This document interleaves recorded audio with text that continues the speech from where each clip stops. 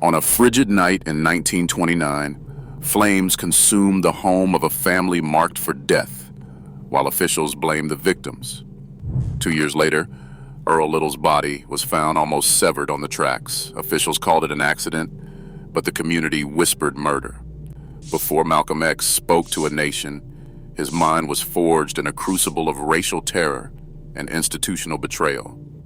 But the truth behind what shaped him runs deeper than you think. Welcome to the psychology behind Malcolm X, a mind shaped by a divided America, and the story begins where most accounts avert their gaze. Earl Little's voice carried through Lansing's black neighborhoods, an organizer, a Garveyite, a man who refused to hide. He led meetings for the Universal Negro Improvement Association, delivered speeches about black pride, and drew the attention of the Black Legion, a white vigilante group known for threats and violence. In 1929, the family's home burned to the ground. The flames lit up the night, but the police and firemen who arrived did nothing. No arrests, no investigation. The official story blamed the Littles themselves, erasing any mention of the men seen lurking nearby. 2 years later, Earl Little's body was discovered on the streetcar tracks, nearly cut in two. The coroner's report called it an accident. The insurance company refused to pay out the full policy, labeling his death a suicide. But black newspapers, UNIA members, and the community spoke openly. They believed the Black Legion had finished what they started. Louise Little, left with 8 children, never accepted the official verdict. The silence from authorities was as loud as the violence itself. Each unanswered question, why no investigation, why the insurance denial, why the rush to close the case, became a lesson in how power protects itself. For a child named Malcolm, the world's first lesson was not just that danger could arrive at night, but that justice would not follow. In the ashes and on the tracks, a seed of mistrust took root, shaping the vigilance and suspicion that would define his earliest memories. Louise Little stood at the center of the storm, holding her family together as the world closed in. The loss of her husband had already left deep cracks, but the next blow would come not from a mob, but from the state itself. In 1938, intake notes from Kalamazoo State Hospital recorded Louise as suspicious of authorities, her grief and vigilance described as symptoms. Welfare agencies, citing concerns for the children, pressed for her removal. The paperwork was clinical, commitment forms, custody petitions, but the impact was anything but abstract. 8 children scattered, each sent to a different foster home or institution, their names entered into files that replaced family with bureaucracy. The backdrop was Lansing's redline neighborhoods, where black families like the Littles were boxed into shrinking corners of the city.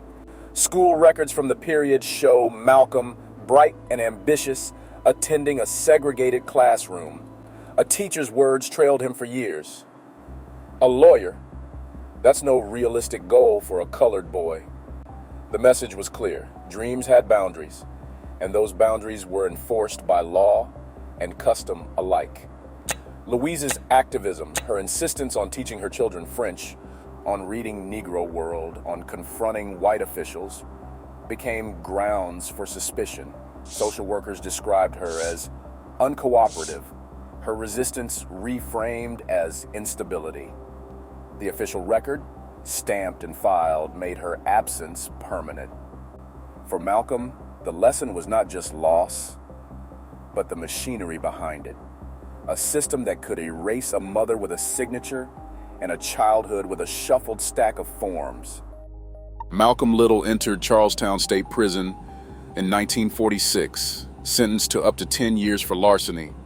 The world behind bars offered little comfort, cells, routines, and a constant reminder of lost freedom. But inside those walls, a different kind of transformation began.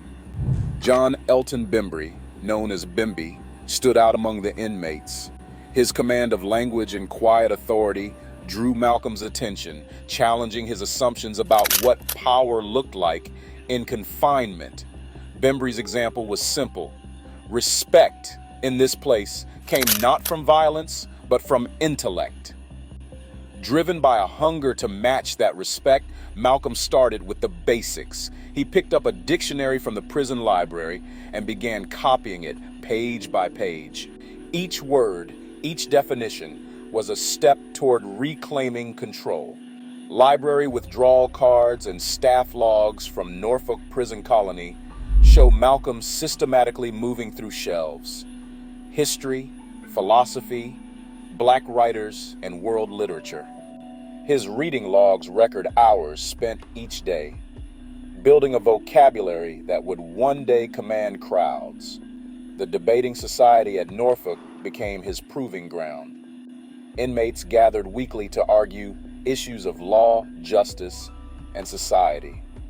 Debate minutes and issues of the colony, the prison newspaper, list Malcolm's name again and again. His arguments sharp, his delivery relentless.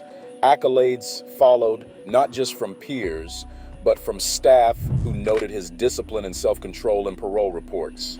Here, behind locked doors, Malcolm X was not merely serving time. He was building the foundation for a voice that would soon reach far beyond prison walls. Paroled in 1952, Malcolm X stepped from the shadows of prison into the pulpit of Harlem's Mosque No. 7. The Nation of Islam was small then, less than a dozen temples nationwide, membership barely scraping 4,000. But Malcolm's arrival changed the tempo. He worked the streets and storefronts, drawing crowds with a voice that cut through city noise and a message that demanded attention. Mosque No. 7 swelled from fewer than 100 followers to more than 1,200 by 1961. FBI files and internal Nation of Islam records tracked the numbers. By the early 1960s, the movement claimed up to 100,000 adherents and over 50 temples, though government estimates ran lower. The press took notice. Headlines called him a black nationalist firebrand. Week after week, his speeches filled halls, his words printed in Muhammad Speaks. Circulation soared from 10,000 to over 500,000. Elijah Muhammad, the messenger, watched as Malcolm became the movement's most visible face. His rhetoric sharp, uncompromising, urgent. But public attention brought friction. Reporters pressed Malcolm for comment after President Kennedy's assassination in November 1963. His answer, "The chicken's coming home to roost," landed like a thunderclap. Within days, Elijah Muhammad issued a suspension memo. Malcolm was barred from speaking for the Nation of Islam, effective December 4th, 1963, for 90 days. The directive, circulated to every temple, made it official. Admiration turned to scrutiny. The movement Malcolm had helped build now kept him at arm's length. The fracture was public, the silence enforced. But that wasn't the end. The truth ran deeper and the world was about to shift again. April 1964 found Malcolm X in Mecca, writing letters home with a new kind of urgency. In one, he described praying beside men with blonde hair and blue eyes, calling it the first time he had seen sincere and true brotherhood practiced by all colors together. The words, sent from Cairo and Mecca, landed in Harlem like a shockwave. He spoke of a faith that reached beyond race, a vision shaped by the press of bodies circling the Kaaba and the open arms of strangers who called him brother. The headlines back in New York reflected a man transformed, no longer the rigid separatist, but someone searching for a deeper unity. Within weeks of returning, Malcolm announced the formation of the Organization of Afro-American Unity. The charter, signed in June 1964, called for alliances with civil rights groups and independence movements worldwide. He told reporters, "I am not a racist," and urged Black Americans to look outward, to Africa, to Asia, to any place where people fought against oppression. The mission was no longer just about America, but about a global struggle for dignity. For Malcolm, the world had grown larger, and so had his purpose. But that wasn't the end. The truth ran deeper. A new kind of shadow followed Malcolm X home from Mecca.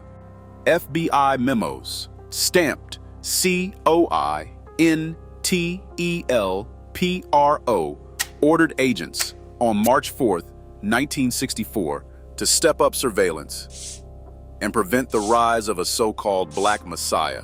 Wiretaps, mail intercepts, informants, every conversation, every movement entered a file. The Organization of Afro-American Unity, barely weeks old, was already infiltrated. Internal notes from Malcolm's diary reveal late-night meetings about security, the hiring and firing of bodyguards, and warnings that trusted men had resigned out of fear.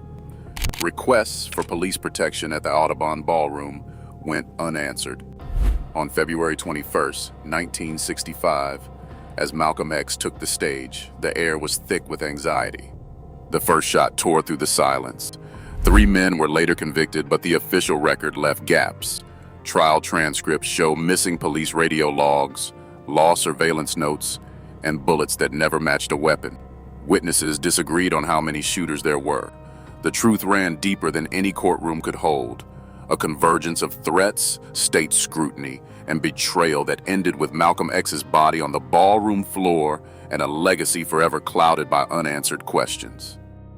In 1938, when state authorities committed Louise Little to Kalamazoo State Hospital, Malcolm X became a ward of the system, a fact documented in hospital intake records and welfare files.